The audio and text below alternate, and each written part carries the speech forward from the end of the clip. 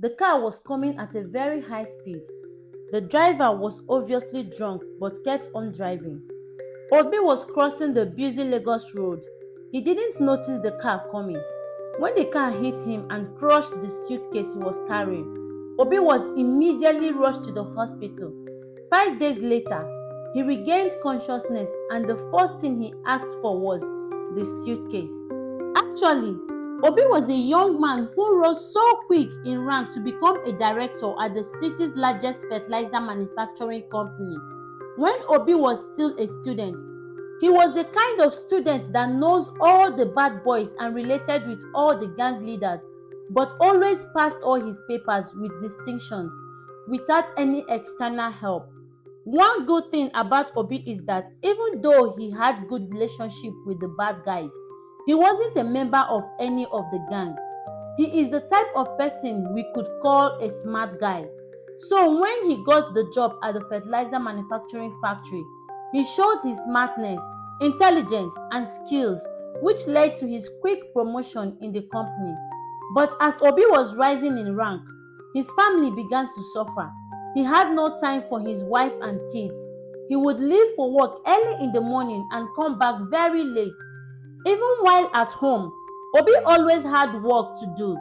His wife was beginning to complain, and she swore to make the home a hell for her husband if he continued to give all his time to his work. Soon, the home became a hell for Obi because his wife will always nag and complain about everything. Now, the problem at home was beginning to affect Obi at work. Obi began to lose focus and make a lot of mistakes at work. He misses appointments and meetings, but his problems were just about to get worse. Obi was the director of productions at the factory. The factory produces fertilizer for southwestern Nigeria. They use dangerous chemicals and gases in their production. One of the chemicals is a temperature reagent that reduces the operating temperature of the production section. If the temperature at the production section rises above 300 degrees Celsius, the production will become unstable and may lead to an explosion. Due to the constant troubles at home, Obi didn't notice that the reagent was almost finished. And when the temperature reagent finished, Obi didn't know. When Ade, a worker at the factory, noticed, he informed his supervisor right away. As soon as the supervisor heard about this, he went ahead to tell Obi the situation, and immediately Obi rushed out of the office to buy the reagent. He knew that time was against him, so he prayed for luck.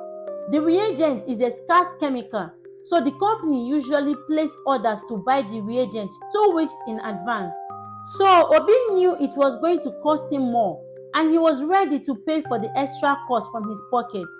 At last, he was able to get the reagent even though it cost 30% more. He happily paid and left the shop. His car was parked across the road. While crossing the road, he called the supervisor at the factory and told him to prepare the cooling section and get everything ready for the reagent. He was still on call when he heard the screeching sound from a car.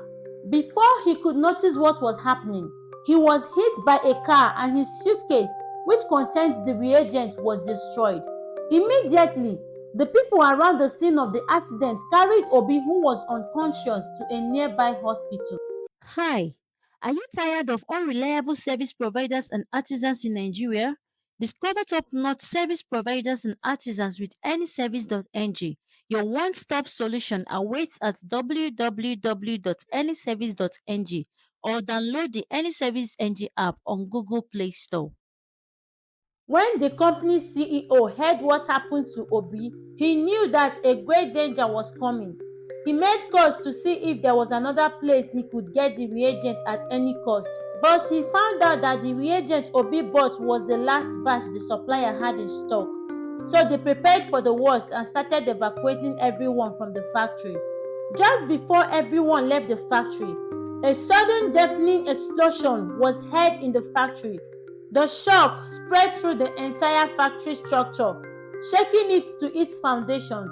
Some parts of the factory started collapsing and huge fire broke out from the explosion. There was panic everywhere as all the workers ran for safety. The huge smoke and dust from the explosion and fire rose to the sky and started spreading throughout the area. The smoke was so huge that it blocked the sunlight. Everywhere became so dark as if it was night. Most people didn't know what had happened in the city. So when they saw the darkness, they became so afraid. Mothers started looking for their children. Traders in the market closed their shops and started rushing home. So the roads became blocked as no one obeyed traffic rules, and the panic became worse. The factory management called on the city fire service. The firefighters moved into action and started driving towards the factory. On their way, they were stopped as the road leading to the factory was blocked due to high traffic. So fire continued to spread. The police was immediately sent to the scene to control the traffic. As the policemen took control of the traffic, the people were hopeful that soon the traffic jam would be cleared and everyone would go home. The police controlled the traffic to let the fire trucks pass through, but immediately the fire trucks passed the traffic jam, the police disappeared and the traffic increased. When the firefighters arrived at the factory, about half of the factory was already burnt down.